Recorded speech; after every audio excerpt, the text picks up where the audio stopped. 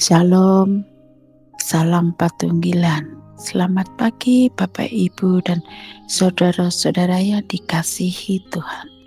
Kita bertemu kembali dengan sapaan pagi MD Malang 3 Timur. Perkenalkan, saya Penatua Genuk Sri Utami dari GKJW Pasuruan. Bapak Ibu Saudara kasih Tuhan, sebelum kita bersama-sama membaca dan merenungkan firman Tuhan, mari kita bersatu di dalam doa.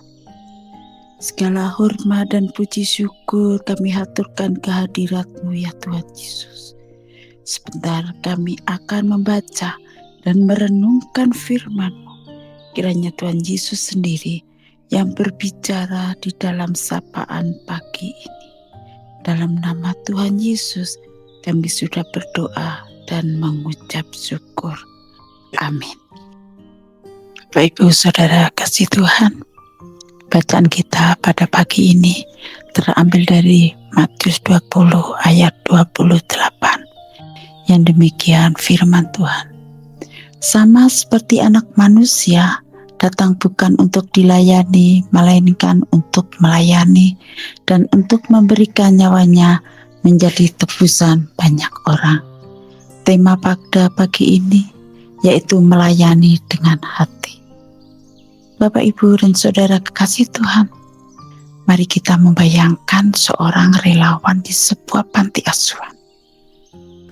Ia tidak hanya memberikan makanan dan tempat tinggal bagi anak-anak yang membutuhkan, tetapi juga menghabiskan waktu bersama mereka, mendengarkan cerita mereka, dan memberikan kasih sayang yang tulus. Meskipun itu melelahkan, ia tetap melayani dengan hati yang bersukacita karena tahu bahwa setiap tindakan kecil penuh kasih yang dilakukannya dapat membuat perbedaan besar dalam kehidupan anak-anak asuhnya. Melayani dengan hati adalah panggilan mendasar bagi setiap orang percaya. Ini bukan sekedar tugas kewajiban, tetapi ekspresi dari hubungan yang dalam dengan Allah dan kasih-Nya terhadap sesama manusia. Kita bisa melihat teladan Yesus yang melayani dengan kasih. Dia bahkan memberikan nyawanya menjadi tebusan bagi banyak orang. Karena itu, Bapak Ibu Saudara kasih Tuhan, Dia juga memanggil kita untuk melayani dengan hati yang penuh kasih. Esensi melayani dengan hati berakar dalam karakter Allah sendiri. Teks di atas mengajarkan kita beberapa hal. Pertama, saat memahami dan mengalami kasih Yesus, hati kita pun akan terbuka untuk melayani dengan penuh kasih kepada sesama. Ketika melayani dengan hati, kita sedang meniru teladan Kristus yang mengasihi kita secara sempurna. Dia memberikan perhatian, menyapa hangat, dan memberikan bantuan dengan sukacita kepada mereka yang membutuhkan.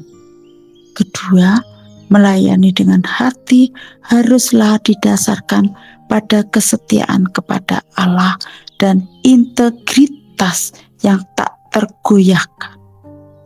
Kita harus hidup sesuai dengan standar moral dan etika yang diajarkan oleh Kristus, sehingga pelayanan kita menjadi kesaksian yang hidup bagi dunia. Dan yang ketiga,